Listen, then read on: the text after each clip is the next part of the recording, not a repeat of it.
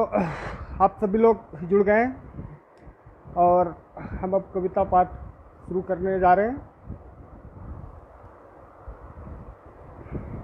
सबसे पहले आपको मुक्तक से जोड़ना चाहूँगा कि हर घड़ी ज़िंदगी इम्तिहान होती है, हर घड़ी ज़िंदगी इम्तिहान होती है, मुश्किलों में इंसानों की पहचान होती है। हर घड़ी ज़िंदगी इम्तिहान होती है, मुश्किलों में इंसानों की पहचान होती है। और कुछ करने का मर्तबा आदमी लेके पैदा होता है, कुछ करने का मर्तबा आदमी लेके पैदा होता है, वरना इस दुनिया में कहाँ हौसलों की दुकान होती है, वरना इस दुनिया में हौसलों की कहाँ दुकान होती है।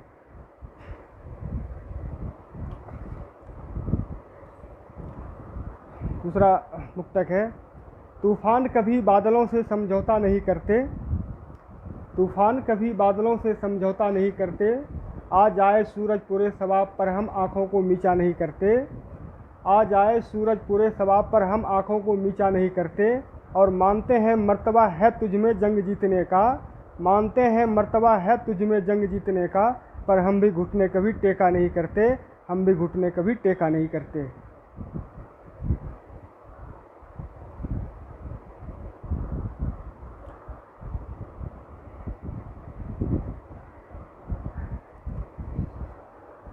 और आगे पुस्तक है, जब कुछ दिन पहले गौरक्षा दल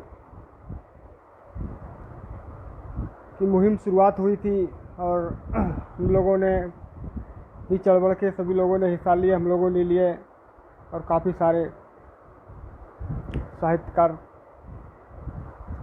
क्षेत्रों में लगे रहे साहित्य बंधुओं ने चढ़ बढ़ के हिस्से लिया। और उस टाइम गौ माता की प्रति जो मुहिम चल रही थी, बहुत ज़ोर शोर से मुहिम चलाया जा रहा था। तो उसी टाइम बहुत जगह गौ माता की पीड़ा को जो विडंबना के हम लोग व्यक्त किए थे, तो उस टाइम हमने मुक्तक लिखा था कि घर का आईना भी मुझसे सवाल करता है, घर का आईना भी मुझसे सवाल करता है। और जब भी कोई हास्य वीर रस और श्रृंगार लिखता है, घर का आईना भी मुझसे सवाल करता है। जब भी कोई वीर रस हास्य और श्रृंगार लिखता है, हर रोज़ कट जाती है हमारी गौ माता, हर रोज़ आड़ा पर कट जाती है हमारी गौ माता। क्यों नहीं लिख पाता गौ माता की पीड़ा को, क्या वो नहीं हर रोज़ टीवी और अखबार पढ़ता है, क्या वो नहीं हर रोज़ टीवी और अखबार पढ़ता है, क्या वो नहीं हर रोज़ टीवी और अखबार पढ़ता है, क्या वो हर रोज़ टीवी और अखबार पढ़ता है। उसके बाद आप लोगों को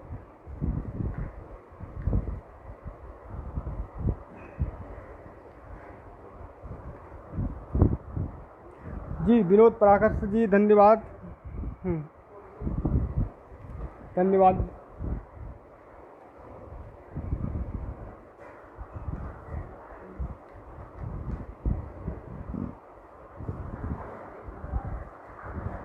कुछ कविताएं आपको जो है देशभक्ति की सुनाएंगे, क्योंकि हम अक्सर ज़्यादातर वीर रस का ही लिखा करते हैं। तो वीर रस की कड़ी से आप लोग को जोड़ना चाहता हूं और आप लोगों का स्नेह बना रहे।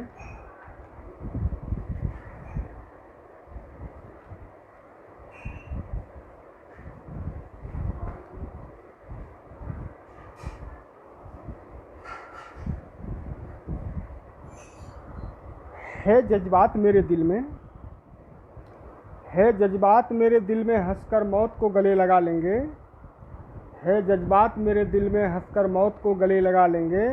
गर की अपमान किसी ने मेरे तिरंगे का, तो मौत का घाट उसे सुला देंगे। गर की अपमान किसी ने मेरे तिरंगे का, तो मौत का घाट उसे सुला देंगे।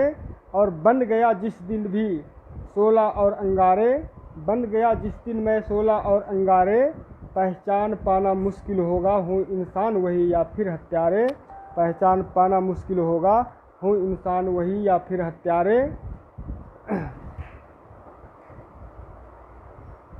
बिल्कुल बिल्कुल जी पराशर जी, बिल्कुल घर का आईना भी मुझसे सवाल करता है, बिल्कुल करता है। जब भी अगर हम किसी को पीड़ा को देख के और उस पीड़ा को व्यक्त नहीं करते हैं तो बिल्कुल सवाल करता है ना।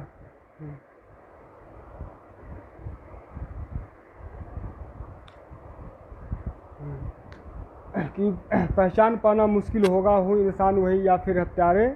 बात कश्मीर हथियाने की करते हो, बात कश्मीर हथियाने की करते हो, हम लाहौर भी तुमसे छीन कर लाएंगे। बात कश्मीर हथियाने की करते हो, हम लाहौर भी तुमसे छीन कर लाएंगे। और दाद है मुझको खुद की रवानगी पर, दाद है मुझको खुद की रवानगी पर। देखता हूँ कौन रोकेगा इस बार मुझे, देखता हूँ कौन रोकेगा इस बार मुझे। मैं एक हेमराज के बदले 100 सिर काट कर लाएंगे, एक हेमराज के बदले 100 सिर काट के लाएंगे। और कविता की ये आगे की पंक्तियाँ हैं कि अक्सर जो, ये तो पाकिस्तान के ऊपर लिखी गई थी पुरानी कविताएं, फिर आपको चीन की कविताओं से भी जोड़ेंगे आप लोगों को। तो थोड़ा सा मैंने चाहा पाकिस्तान को निपटा दें तो सही रहेगा, क्योंकि बार बार उनकी आदतें होती है परेशान करने की, तो वो थोड़ा शांत बैठेगा। उसके बाद फिर चीन को भी निपटाएंगे, क्योंकि वीर रस हास्य वीर रस और की कवियों पर अक्सर इल्ज़ाम लगता है कि अगर पाकिस्तान ना होता तो ये लोग फिर क्या करते, क्या लिखता। तो इस वजह से मैंने सोचा पाकिस्तान को पहले निपटा दें, उसके बाद फिर चीन को भी देखते हैं।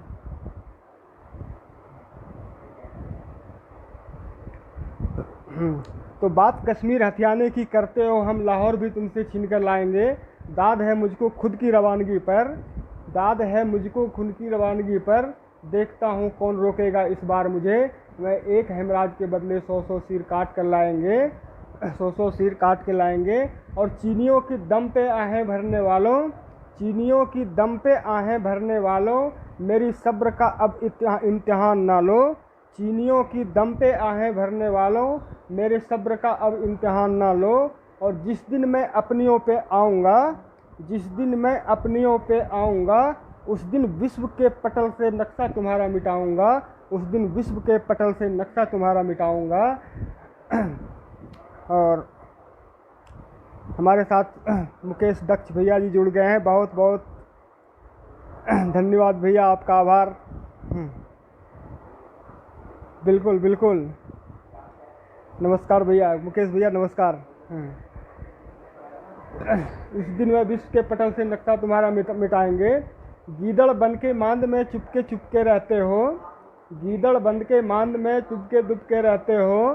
करना है अगर बार तुझे तो सामने क्यों ना आते हो, करना है अगर बार तुझे तो सामने क्यों ना आते हो। और हम भी इन्हीं फिजाओं में खुशबू बनकर खो जाएंगे, हम भी इन्हीं फिजाओं में खुशबू बनकर खो जाएंगे।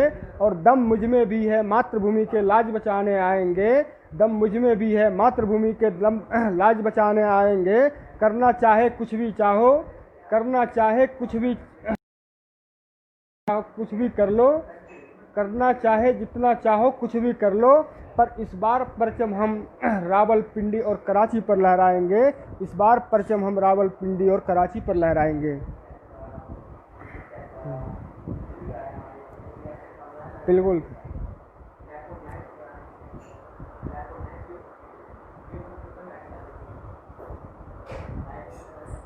तो पहले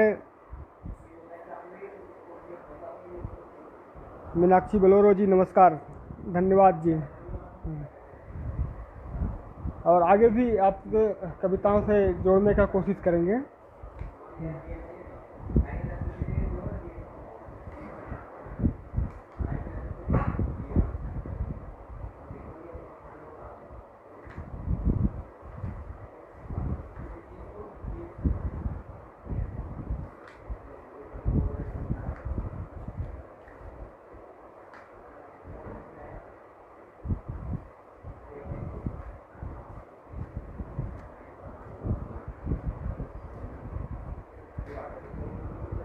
एक मुक्तक सुनाता हूँ, फिर आप लोगों को फिर कविता से जोड़ने की कोशिश करता हूँ। कि निभाकर जो चले आ रहे थे रस्में, निभाकर जो चले आ रहे थे रस्में, वही अब दस्तूर हो गया। निभाकर जो चले आ रहे थे रस में, वही अब दस्तूर हो गया।